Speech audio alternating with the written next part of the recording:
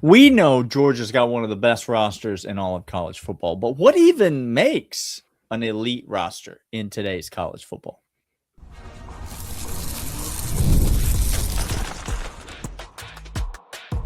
You are Locked On Bulldogs, your daily podcast on the Georgia Bulldogs. Part of the Locked On Podcast Network, your team every day. Back over. This is Locked On Bulldogs, part Locked On Podcast Network, your team each and every day. By the way, today's episode brought to you by FanDuel. Daniel, FanDuel's fantastic. People should get over there right now and check out FanDuel.com. More on them in a moment. We got three things for you today. What is roster? Does Georgia have the talent for roster competition in the new college football? Secondly, quarterback depth. Are we out of our league at quarterback depth? Do we even have a shot with the top recruits in the nation anymore? And thirdly, a little moose booze of would you rather? Would you rather at A or B? We're going to keep that secret for the third segment, listeners, to be in there.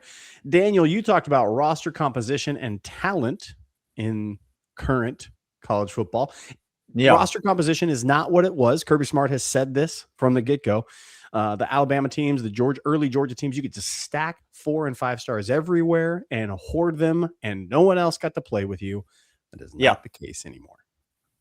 Yeah, no, you can't just take your ball and leave if you are one of the elite teams in college football. That is one of the things we've said consistently in this NIL era. It has spread out the talent, and sure enough, we have seen that.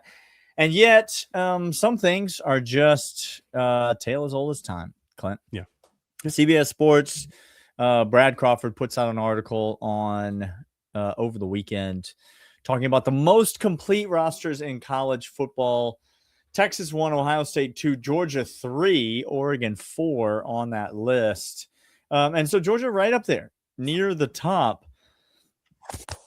The article cites, and it won't really come as a surprise to many Georgia fans, but the article cites that it's not necessarily the elite top end talent that makes Georgia's roster one of the best in the country, although Georgia does have that, obviously.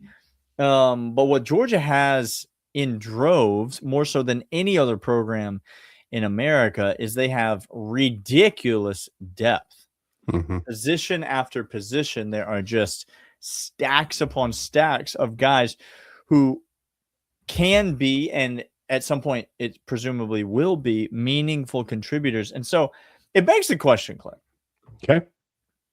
Would you rather have a roster that was maybe not as deep, but that had the most elite top-end talent? Or would you rather have a roster that maybe had some elite talent, but was exceptionally deep and rich with depth at all positions? You know, in some sports, it's very easy to know which you would choose. In basketball, for example. Oh, this is easy. You need the top end guys, right? Like you got to have them. You got to have the stars. You got to have the horses. Those are the guys that are going to carry you. Football, a little bit trickier. And so I pose it to you as a question, and really to the entire Georgia fan base. Obviously, let us know in the comments on YouTube or send us an email, lockedonbulldogs@gmail.com, if you want to weigh in. We'd love to hear from you as always. But Clint, I ask you, if you had to construct this Georgia roster, I would say right now Georgia is deeper than they are talented. They're very talented, but they are one of one in terms of depth. Would you rather it be that way, or would you rather those two be flipped? It's really interesting, Daniel, because I'm going to ask a clarifying question too. Okay. I'm going to answer your question with a question. Is this, when you say depth or top end talent, are you meaning, would you rather get a roster that has, according to recruiting rankings or stars, would you rather have basically the most 5 stars on a roster than everybody else? Or would you rather have the best overall number? Are you talking about number of stars and rankings and points associated with recruiting ranking points? Or are you truly talking football talent as you and I know? I'm talking about actual talented players. Okay. So let's say you've got the best ones, maybe not at every position, but if you were to look as a whole and you were to compare everyone's starting 22, right, with your starting 22. Yep. Yours is unequivocally the best. Yep. But that there's a bigger drop off between the ones and the twos, right? Yep. Than a lot of other teams in the country. Which would you prefer? I don't care about recruiting rankings. We've all established if those people knew anything, then they'd be working a job that paid more money. Okay, great. I'm glad you're going to say it. But where I was going to start with is I was going to start saying anecdotally, who do I know? What teams can I look to that basically exemplify what you're saying, right? And if I was to go, Georgia, I think has from top to bottom, there's not a hole in the roster, and there's not a hole possibly, maybe, with the cornerback position right now. Maybe, possibly a safety, depending on what happens there with transfers and things like that. Yeah. But by and large, we are just stacked top to bottom. A team like Indiana, by the way, 9th in overall composite team rankings, which takes transfer portals as well as recruiting rankings, stars, and compiles them. The college football champion in 2023 was, in fact, 9th in their own conference in total composition. 9th, not overall. Not overall. 9th in their conference.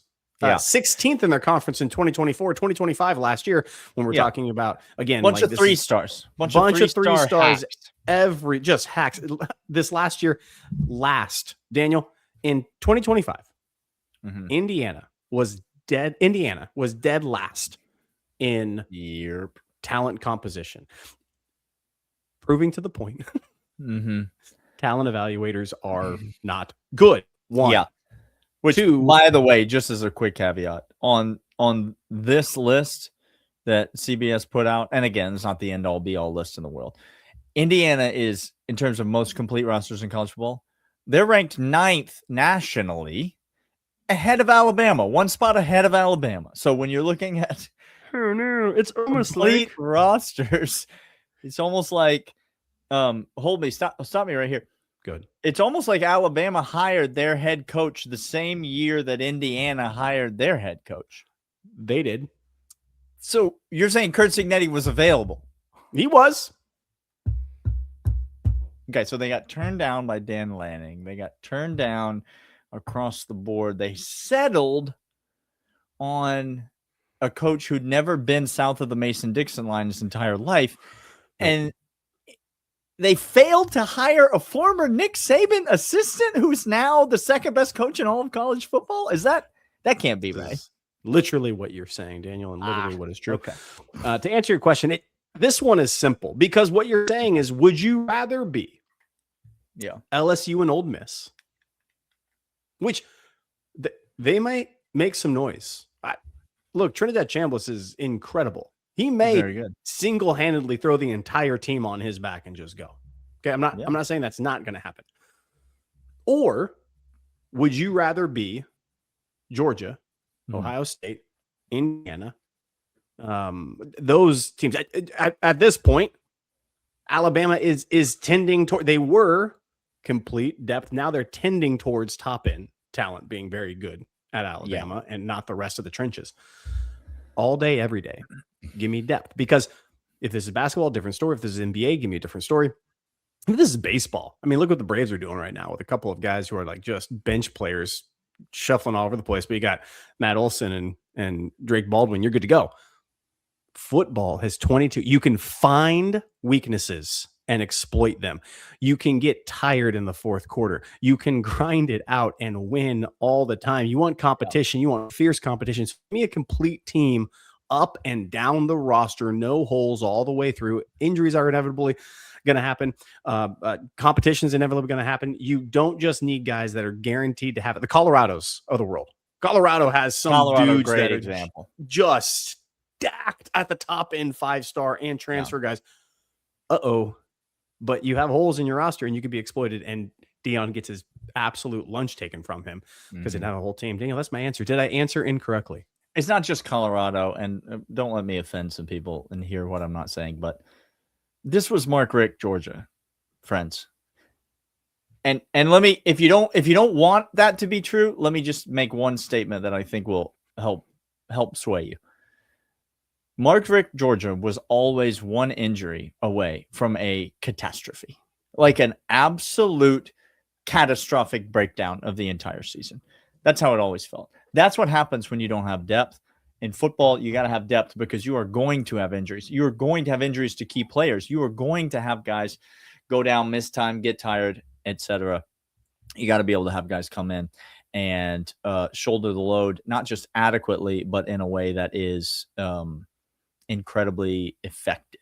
So we're going to come back. Clint mentioned we're going to talk about quarterback depth. Do we have it? Do we need it? What is it? What is it? All that next.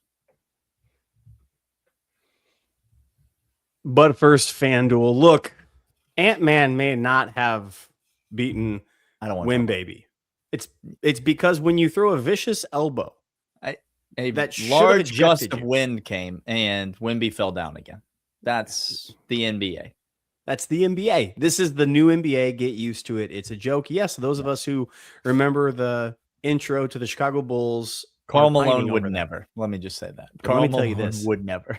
Let me tell you this. NBA playoffs, certainly exciting, certainly thrilling still. There's energy all over the place. SGA is doing some things. Right now, you can FanDuel and know what is going on every step of the way with point totals, over-unders, rebounds. Using FanDuel is exciting every single time. Checks stats, trends, matchups. It's really all-in-one app to navigate playoff basketball. Even more, and we get to be in it from start to finish. Go right now, FanDuel.com to get started. FanDuel, play your game. Quarterback depth, Clint. Last week, I recorded by myself. I talked about Georgia misses on another quarterback. I don't know if you heard this. Peter Stop Board, me if you heard this before. He just Georgia can't sign a quarterback to save its life. People are panicking in the streets. People are lighting stuff on fire. I talked about how this is not a big deal. And the main reason it's not a big deal is because Georgia has, I'm going to make a statement. I'd like your reaction. Great. Georgia has the deepest, most talented quarterback room in the NCAA, period. Full stop. Full stop. No one else has a third string quarterback that could hold the jockstrap of either one of the Ryans right now. Not even close.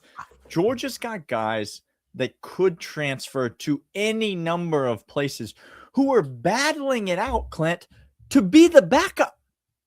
They're fighting tooth and nail, Ryan Montgomery, Ryan Puglisi, to be the backup at Georgia. That's the quarterback situation that Georgia is dealing with. You say quarterback depth. I ask you, does anybody have as much of it as Georgia does? I want to play just a simple game. Georgia fan, if you are telling your friend and you're giving them a timestamp at 13 minutes into the podcast to start listening to this so that they can come away with understanding, because you have that fan who's a friend who's a fan that will say, why aren't we getting the Arch Mannings of the world? Why can't we have that? Gunnar Stockton's not it. He's a good old boy, but come on. Okay. I just want to play a little game really quick before I want to go through all the quarterbacks that have not chosen Georgia. Okay. Right. Yeah, it's a long and distinguished list. And I want to talk about where they are. Arch Manning. He's taken Texas to the promised land, correct? Really deep into the playoff run. He's proven that he's better than Gunnar Stockton, right? If Arch Manning were at Georgia, his butt would be on the bench because he's not as good of a quarterback based off of quarterbacking. Quinn Ewers kept him on the bench, and Gunnar Stockton is twice the quarterback. that Quinn Ewers is. 3-4 hands times. down. Okay, great. Dylan Raiola, he's taken Nebraska and elevated them to the highest levels, correct? Oh no. Oh, no, that has Justin Fields won national championships for Ohio State. That's happened, correct? Like we can keep going down. Jamie Newman decides to go ahead and nope, just kidding. He did some incredible things in the pros, didn't he? Yeah. Jared Curtis. Jared Curtis might turn out to be great. We'll see. We'll see. Shall see. He's in a Nate Bargatze movie. That's why he went to Vanderbilt. It ain't because he's got a chance to go be great. Guys, he gets to start, stay at home, and be king of Nashville. I ask you at 18 years old, and a millionaire. So I ask you, wouldn't you want that? Like, and you get to play from day one. Just hand it the keys and say, go play. Okay. Conversely, Daniel, we miss out. Peter Bork, we are scrambling in 27 cycle. Scrub, probably. Lucas Prock gets an offer from Georgia this week. 4-star quarterback, has a number of offers, a bunch of different places. He's a class of 28 because we're scrambling to do it out of Princeton, New Jersey. Yeah, why would we offer a 2028 quarterback? We already have the number one quarterback in the 2028 class, unless he's going to reclassify to 2027. Oh, and that's why Georgia doesn't really care about any of these 27 quarterbacks. But I digress. But to my point, we don't need them. We already got Ryan Montgomery, Puglisi, Millender. Yep. Smurf Millender, great quarterback. We have Beaver. Pacific Northwest. Yeah. We have stacked upon stacked upon stacked upon stacked. Georgia's set at quarterback for the foreseeable future, and that doesn't include the number one quarterback into the 2028 class, who might reclassify to 2027 and would immediately become the number one quarterback in the 2027 class. So that doesn't count him, and he's already committed to Georgia. We're already set up without it. We don't take a quarterback this cycle, and no one cares, because next year you have a battle of 3 guys who are all underclassmen this year. They would be 3 years, a couple of them. One would be 2 freshmen. 2 would be 2 years, and then you have the 28 guys. The quarterback room is set at quarterback. We're just fine. More than fine. It's really a projection, I am convinced, by all the Bobo haters out there, because they cannot tolerate the reality that high school kids actually really want to play for Mike Bobo. Yes. Because they know more about football than Georgia fans who think Mike Bobo is a clown. They understand that, he not only plays winning football, coaches winning football, but he puts his quarterback in a position to shine and thrive in the system that he is in. Guys want to come to Georgia. Georgia's set at quarterback for the foreseeable future. And by the way, the quarterback recruiting is not slowing down. It's not hit a speed bump. There's no reason to panic. It's not off the rails. Georgia's doing just fine at quarterback. We're going to come back, play a little game of Would You Rather, but first, these.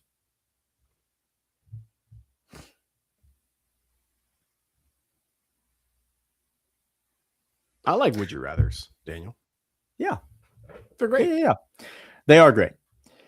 Let's play it this way. LockedOnBulldogs.supercast.com, by the way. If you like the same things we like, if you're here the third segment, that's the place to go. Or if you're a Miami fan who's got, just come on over. The number one recruiting class, Mario. Okay, fine. Mario has 0 excuses left. He better win a national championship. Just wants to chat as a Miami fan. Let's play the Would You Rather this way. Okay, we're each going to name 2 position groups. Great. And the other person's going to choose which of those position groups they would rather Georgia be better at. Oh, I see what you're doing. See? Okay. All right. So I can play this position groups. Which would you rather Georgia be better at? I'm going to start, and I'm going to start with the best one, the hardest one, the most important one. Clint. Offensive line, defensive line. Oh. Okay. Let me look. If you haven't noticed, I'm a guy that likes observation. It's a simple man. And he's a simple man. Simple man. Fellas. I like going to observation. I like watching teams that have success. And if you want to, quote, steal information and copy somebody, if you copy a winner, it's great.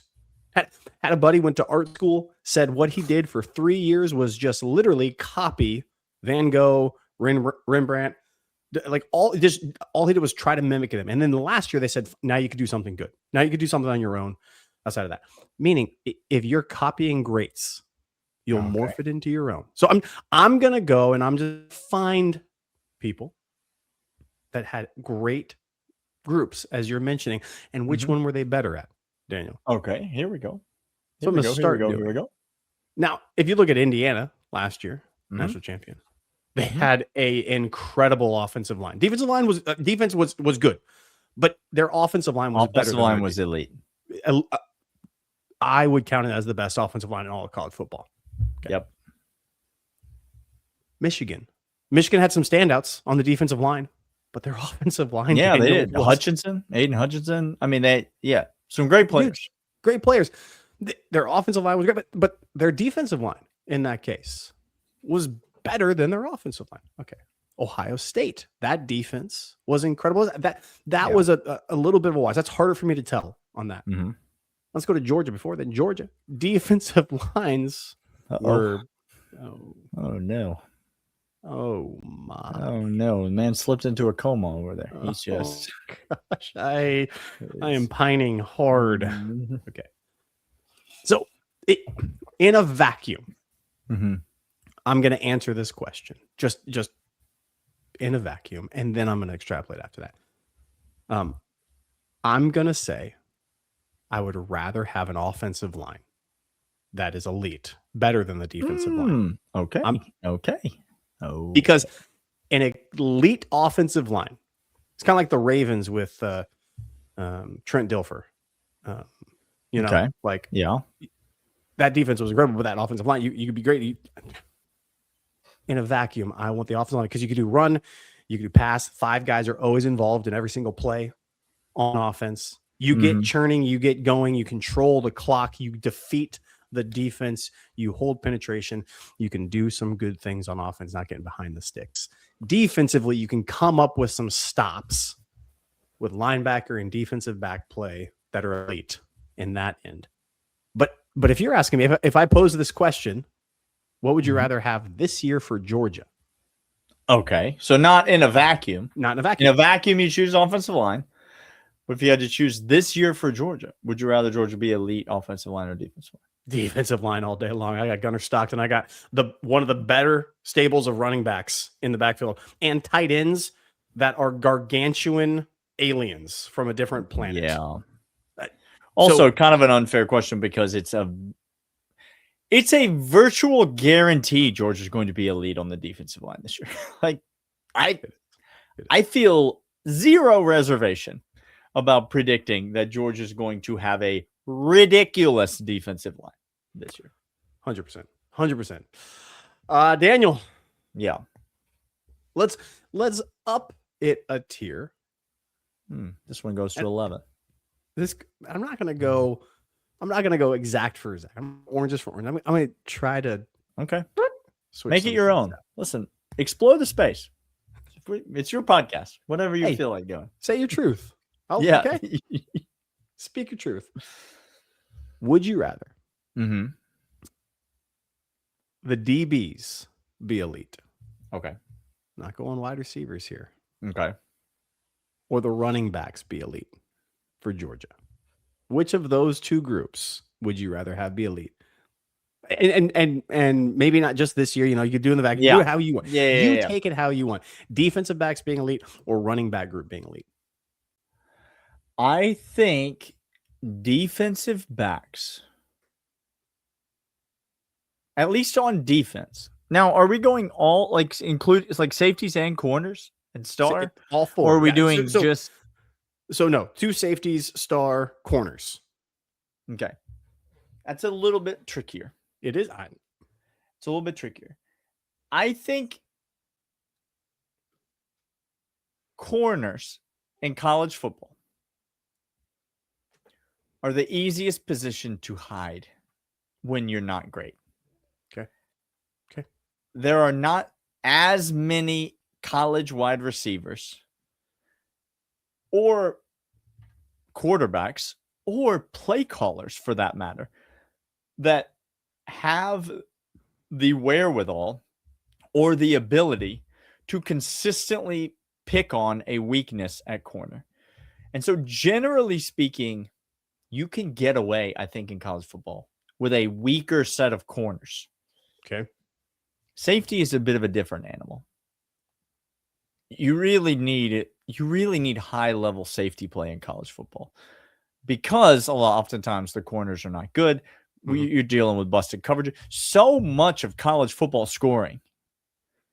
I mean, if you like, when you don't always see this when you're watching the game, but you go and you watch like, you know, a pre-draft interview process with a quarterback or whatever, and they're going over tape with like NFL scouts or whatever. Yeah. Everybody's open in college football all the time. Like all the time. Everybody in the NFL, nobody's open ever. Ever. Nope. In college football, people are open all the time. So much of scoring in college football happens on wide open busts down the field. Josh Heupel is a millionaire because of wide open busts down the field. Predicated on it. It's literally how he purchases his homes.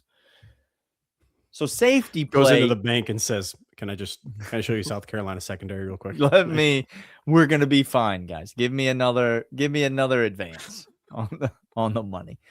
So safety is such an important position in college football because those are the guys that are responsible for eliminating the game-breaking plays, and there's so much of that in college football. Now, in a vacuum, I could name 10 elite college football teams that couldn't run the football worth a toot, that did not have an elite running back. I could name a bunch of college football teams that have won and been successful when they didn't have elite running backs because their offensive line was really good, their tight ends were really good, and there were 4 guys in the box because everyone was so scared of the passing game. And so all of us, they were so scared of what I just said, which was getting beat over the top for a big play touchdown. There's nobody in the box. And so you or I could run through the hole and gain 8 to 12 yards. And so you really, in a vacuum, I'm taking DBs because I got to have my safety play. I need those guys to be elite. Georgia will figure it out from a running back perspective. Now, I don't know if I would choose this, but this year at Georgia, I'll just tell you, you and I both have said, that's not how it's going to be at Georgia this year. Georgia's going to be predicated on the run. Georgia's going to be a play-action passing team. Georgia's going to be predicated on backs getting open out of the backfield. It's going to be often you're going to see multiple backs in the game at the same time for Georgia. They're going to be catching the ball. They're going to be carrying the ball. Georgia's offensive line, tight ends, all of it's going to play off the running game. And so I do expect that unit to be elite. But if I had to choose one, not necessarily for the corners, but for the safeties alone, I got to go DBs. You got to prevent the big play in college football. 2 Georgia championships had elite defensive backs, running backs that figured it out, as Daniel said, pieced it together. and did what it was. Playoff Yes. runs were done on this as well. Yeah. I think I would absolutely agree with you. Safety position in particular, inside the box. Corner, you can go 3 deep, go over the top, don't get beat. You can do that sort of deal, but safeties in the box needed a great deal. He is Daniel. I am Clint. We'll be back tomorrow talking about them Bulldogs, as we do each and every day You know here it. on the Locked On Podcast Network. We'll see you guys then. See ya.